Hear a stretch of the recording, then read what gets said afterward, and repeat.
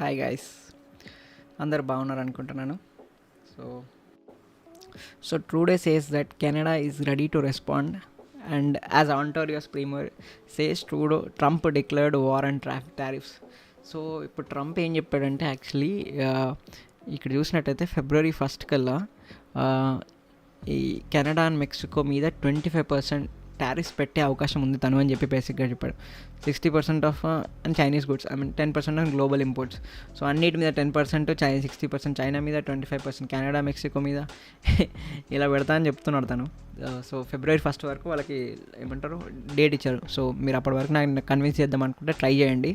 నేనైతే మెంటల్గా ప్రిపేర్ అయ్యాను 25% టారిఫ్స్ పెడతా అని చెప్పి. సో ఇప్పుడు ఒంటారియో ప్రీమియర్ ఉంటారు. ఒంటారియో ఇన్ ద సెన్స్ ఇప్పుడు మన ఇండియాలో చాలా స్టేట్స్ ఎలా ఉంటాయో అక్కడ కూడా కొన్ని ఉంటాయి. బేసిక్గా అక్కడ కొన్ని ఒంటారియో, వ్యాంకూవర్ సంథింగ్ ఇలాంటి కొన్ని ఉంటాయి. ఏమంటారు క్యూబెక్ అని, అలాంటి కొన్ని స్టేట్స్ ఉంటాయి, ప్రావిన్సెస్ అంటారు వాళ్ళు.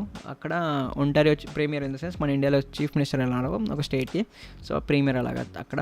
సో తను ఏమన్నా అంటే ఇక్కడ డైరెక్ట్గా ట్రంప్ బేసిక్గా యూఎస్లో డిక్లేర్ చేసింది మన మీద వార్. ఎందుకంటే టారిఫ్స్ వల్ల చాలా ఎత్తున వాళ్ళ కెనడియన్ డాలర్ కానీ, వాళ్ళ జీడిపి కానీ, వాళ్ళ ఎకనామీ దెబ్బతింటుంది కదా.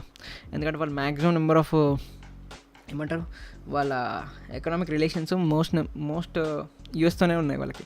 ప్లస్ $70 సర్ప్లస్ కూడా ఉంది నాకు తెలిసి. ఇక్కడ ఇచ్చి మెన్షన్ చేసిన $70 సర్ప్లస్ వాళ్ళు మెయింటైన్ చేస్తారు అమెరికాతోని. అంటే వాళ్ళకి ప్రాఫిట్ వస్తుంది అమెరికాతోని ట్రేడ్ డీల్ చేస్తే. బేసిక్గా ట్రేడింగ్స్ వల్ల ప్రతి ఇయర్ వాళ్ళకి $70 బిలియన్ ప్రాఫిట్ ఉంటుంది కెనడాకి. సో ఒకసారి ఇప్పుడు ట్రంప్ 25% టారిఫ్ పెట్టారనుకో, ఆ $70 బిలియన్ వెళ్ళిపోయినట్టు కదా.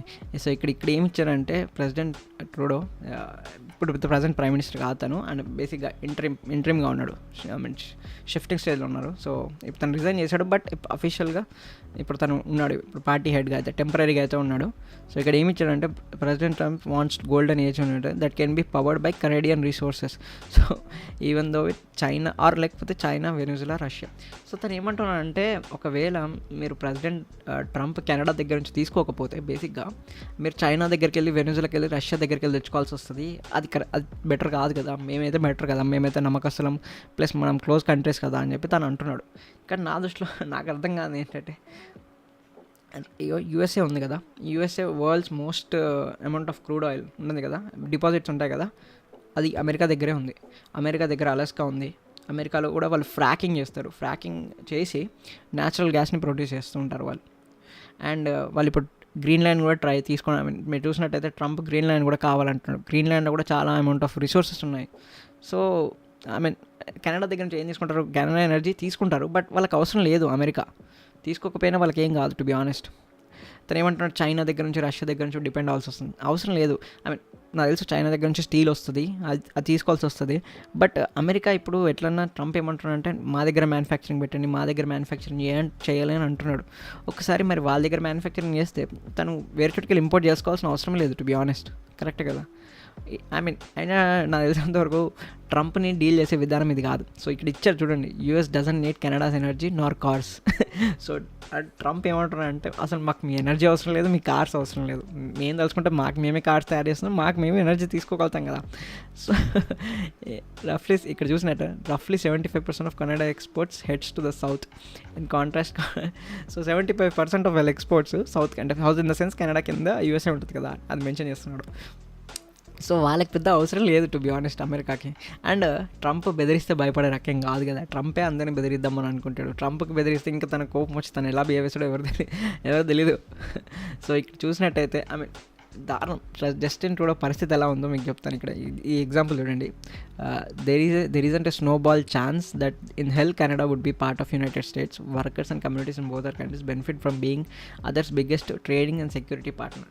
సో ఇక్కడ ఏమన్నాడంటే ట్రంప్, మీకు గుర్తుందా, ట్రంప్ కెనడాని 51 స్టేట్ కావాలి మాకు, అది ఇది అని చెప్తూ ఉంటాడు రీసెంట్. కావాలని అంటున్నాడు. ఇతని గవర్నర్ కూడా అంటాడు జస్టిన్ ట్రూడోని. సో దీనికి రెస్పాన్స్గా తను ట్వీట్ చేశాడు యాక్చువల్లీ.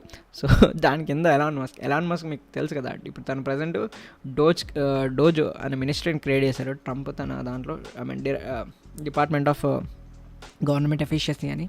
సో తను ఏం చేశాడంటే ట్వీట్, ఒక ప్రైమ్ మినిస్టర్కి ఒక అఫీషియల్, ఇప్పుడు తన అఫీషియలే కదా ప్రజెంట్గా, ఏమంటారు ఎవరు, ఎలాన్ మస్క్ అయితే ఇప్పుడు గవర్నమెంట్ అఫీషియల్, అంటే డైరెక్ట్ అఫీషియల్ ఏమవుతాయి నాకు ఇంకా కన్ఫర్మేషన్ రాలేదు ఎగ్జాక్ట్గా, but girl you are not the governor of Canada anymore. So doesn't matter you save. I mean ఇదైతే దారుణం కదా, తను డైరెక్ట్ ఐ మీన్ గర్ల్ అంటున్నాడు, గవర్నర్ ఆఫ్ కెనడా అంటున్నాడు. ఐ మీన్ అసలు రెస్పెక్ట్ ఇవ్వడమే పని చేశాడు. ఇప్పుడు X is owned by Elon Musk కదా, తను ఇట్లా ఒక దేశపు యొక్క హెడ్ని, బేసిక్గా ఎలక్టెడ్ హెడ్ని ఇలా ట్రాల్ చేస్తున్నాడు, అవహేళన చేస్తున్నాడు. ఐ మీన్ అలా ఉంది జస్టిన్ ట్రూడో పరిస్థితి. నాకు అర్థం కాదు. అండ్ తను ఇంకా ట్రంప్కి అగేన్స్ట్గా మాట్లాడితే ట్రంప్ ఊరుకునే విధానం, ట్రంప్ నార్మల్ కాదు కదా. ట్రంప్తో ఎలా డీల్ చేయాలి, తను కూర్చోబెట్టి అర్థం చెప్పేయాలి. నాకు ఇప్పుడు ఐ మీన్ ఈ పరిస్థితి మాది, ఇలా చేస్తే బాగుండు, అలా చేస్తే బాగుండు అని చెప్తే బాగుంటుంది. బట్ ఇలా డీల్ చేస్తే నాకు తెలిసినంత ట్రంప్ బెటర్ కాదు. అండ్ తను ఎలాగైనా వెళ్ళిపోతున్నాడులేండి. ఈ ఇయర్లో ఎలక్షన్స్ జరుగుతాయి కెనడాలో. సో బేసిక్గా నాకు తెలిసి కొత్త గవర్నమెంట్ ఫామ్ అవుతుంది. అండ్ లెట్స్ సీ ట్రంప్ నిజంగా 25% పెడతాడో పెట్టడం. ఐ మీన్ మొన్నటిదాకా పెడతా అన్నట్టే మాట్లాడాడు. బట్ సిచ్యువేషన్స్ ఎవరో చెప్పారు, ఐ మీన్ ఎక్కడో చూశాను నేను న్యూస్లో, మేబీ ట్రంప్ పెట్టే అవకాశం లేదు. మరీ 25% పెట్టాడేమో, కానీ 10-15% అయితే పెడతాడు నాకు తెలిసి అనుకుంటున్నాను. But ya, I can go wrong. Let's see ఏమవుతుందో నెక్స్ట్ వీక్ అలా తెలిసిపోతుందిగా. ఓకే, జ్ఞానం అమూల్యమైనది. మళ్ళీ త్వరలో కలుద్దాం. Ya, bye.